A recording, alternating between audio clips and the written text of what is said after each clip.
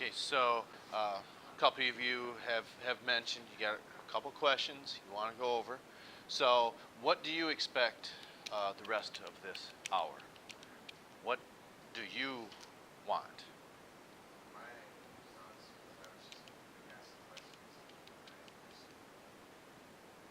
Okay? Review? Fair enough. Okay.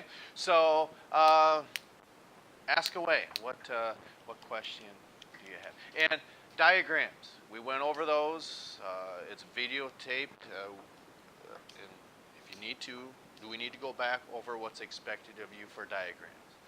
We had talked about that last week. Do we what? That's correct. That was recorded on the 13th, a week ago. All the yes, you were gone. I get that. But that's why we put this information on the Science Channel, so that when we are gone, you have that opportunity to go back and review that.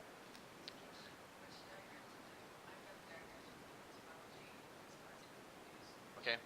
Yes. Yes. Yes. Okay. So, with that, we talked about there are openings to the stomach that you need to know. There's two curvatures. Okay. What's that inside the stomach? Okay. Is that starting to ring a bell? Cardiac, pyloric sphincters, greater, lesser curvature, the body, the rogue, or rogae. I'm sorry, what? Yes, you do. Okay. So there's also the first portion of the small intestine is called what? Starts with a D. Duodenum or duodenum, however you want to pronounce it. That's correct. Okay. With that, there's two sphincters that open up into the small intestine. What are their sources? One comes from not the liver. Okay.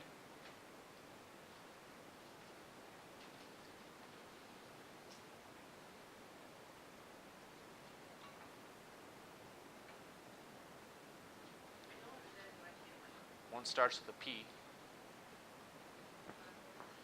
Nope, that's back up in the stomach. That's a little too high.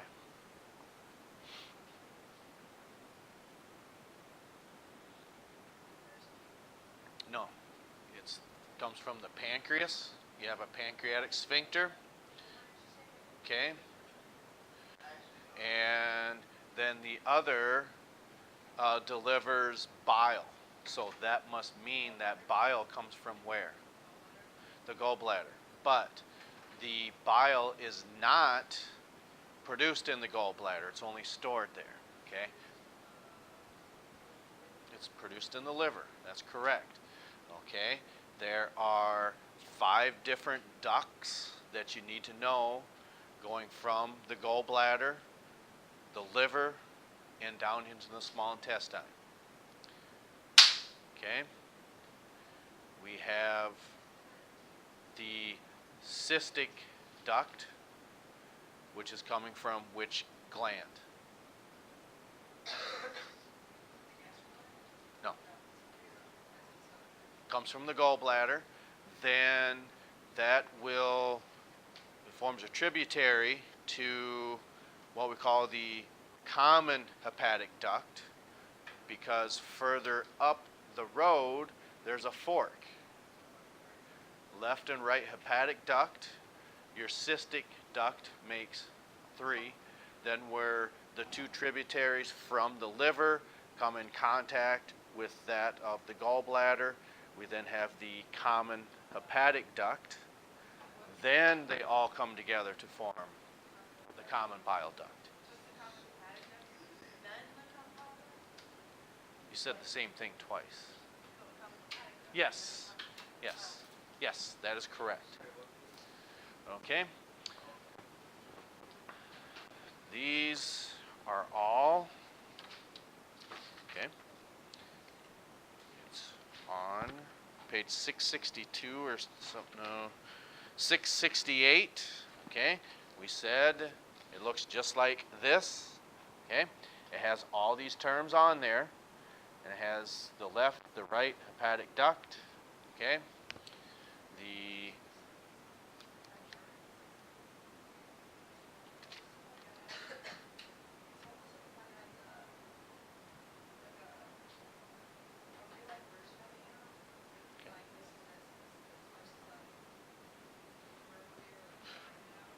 okay.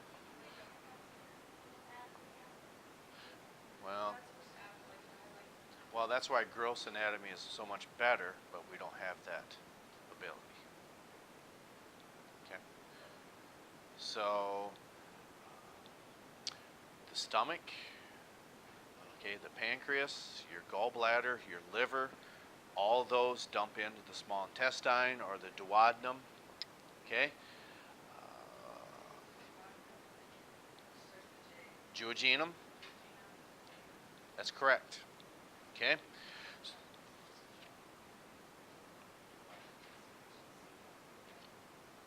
That is right. Okay. See? Rolls, it's all coming back to you.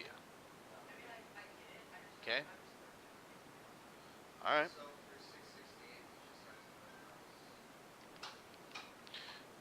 Okay. You need to know those two sphincters that dump into the small intestine. You were out of the room. You just walked in at the very end of that conversation.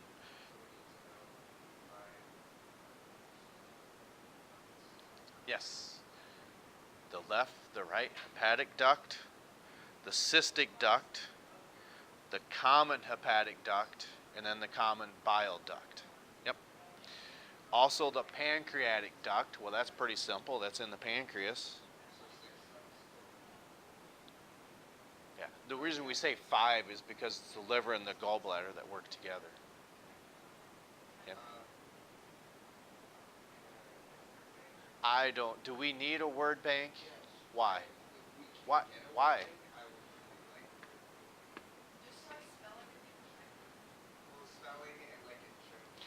What what I do is you it's a version of what we call partial word bank. Okay? What that means is if you're waiting till the very end to get that word bank and you're not getting started, you're gonna have big problems with the rest of this year. And that's not me being mean. That's not me trying to say, oh, this is my way. I'm going to get them now.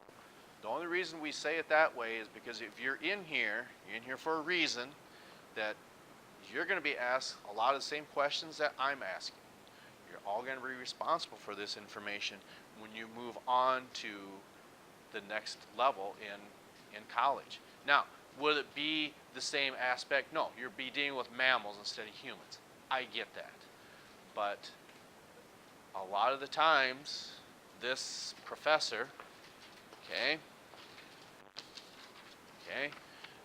regarding cadaver lab up at SDSU, this professor says the same thing. Taking comparative anatomy will benefit you a lot. Okay? What do you suppose he means by comparative anatomy?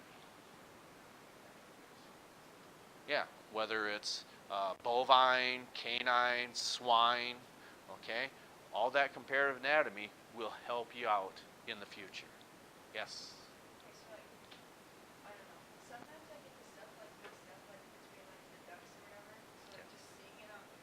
Okay. Well, yeah, I get that. But yes, you do get a word bank, but what I'm saying is when you start it, I'm not going to show you the word bank right away. That's where I'm coming from. And I think that's fair. Okay? All right. All right. All right. Might be mean. Excuse me, this is a reminder that the marching band will be practicing at 10:30. They will start on the south side of the school and march all the way around. You're welcome to step outside and watch the marching band. Sure. I know I said no earlier. Okay.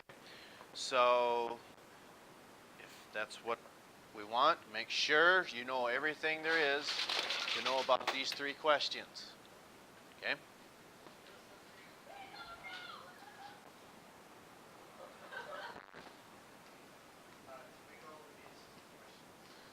So, yes, make sure you know, just in short, so you know you're going in the right direction, what is gastric motility? Acidity, that's right. So, what is it that controls cholestochinin? Shuts it off, gastrin turns it on. Okay? What are some functions of the liver? Protein metabolism, there are a lot of them. The liver does create bile, yes. Yes. Everything you said is correct. Okay? And then probably the big one right here. These two are the bigger ones. All right? So probably 3 or 4 days in a row, we started the class saying, how does this mechanism work? Okay? So what type of cells are we talking about in the stomach? Chief cells, parietal cells. Which one secretes the acid? Which one secretes the acid? Parietal cells. We said keep your A's together. There's an A in parietal, so therefore you associate that with the acid. Okay? Chief cells then secrete an inactive form of what? Pepsinogen. Then the acid that the parietal cells secrete, which is HCl, then does like a light switch, turns that pepsinogen into pepsin. Okay? So, question 1. So we went through them real quick. Come to class tomorrow if you have any questions over those or the diagrams. Yes, so what's question 1?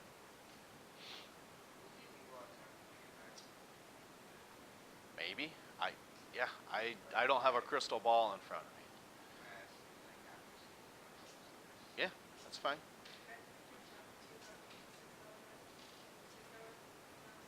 Sure, sure, sure. Yes. It's really difficult. Okay. Well, I wouldn't say really difficult, but I just want to see, I got to know what you people can do. I want to see what you're capable of. Okay.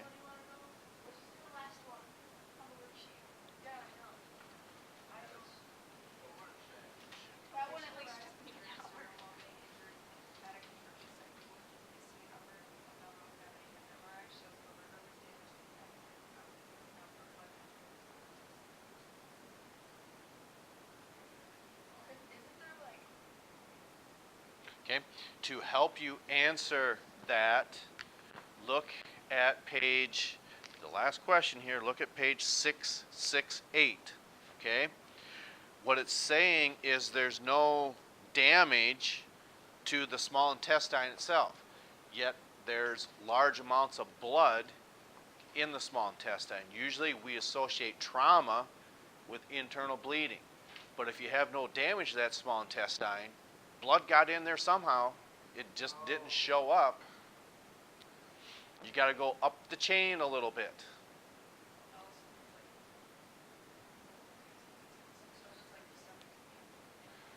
Um, Probably, it could be the stomach, but what else could it possibly be? Probably the liver and the gallbladder, okay? And it could be the pancreas, but it's saying it's in the upper middle GI tract. So that's going to be your stomach or mainly your liver and gallbladder. Yes.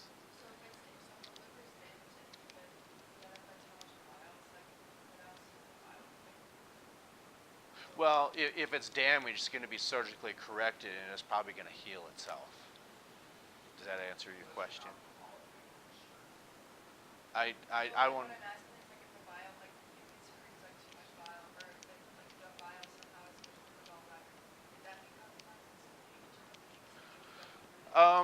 No, because bile is it's an enzyme that it's not going to do a whole lot of damage there. It's going to be more so too much acid. It's going to create an ulcer. If you have too acidic conditions inside your stomach, that can be the problem. Maybe cholestochinin is not doing its job, not turning off the tap and telling the parietal cells, hey, simmer down.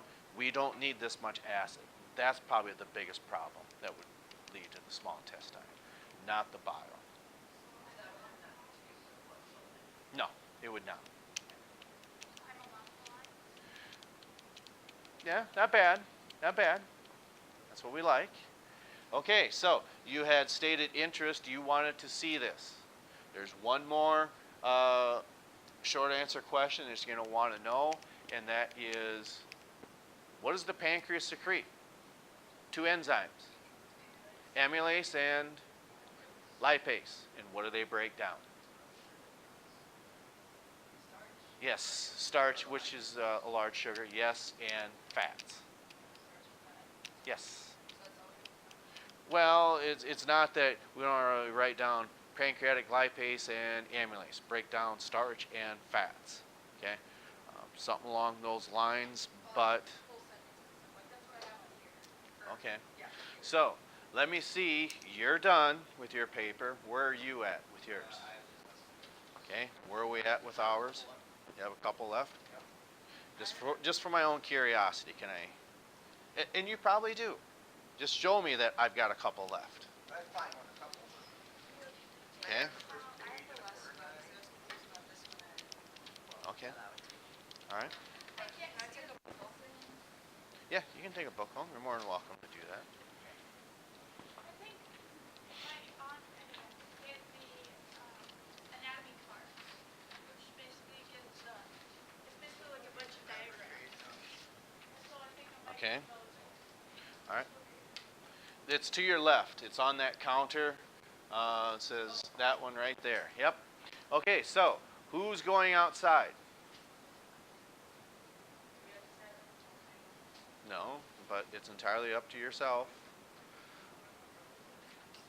Okay? So make sure, and if you have any questions, you can always go back to the Science Channel and click on those days and, hey, what did we miss? And we can always see that information. All right. Pick up with this tomorrow.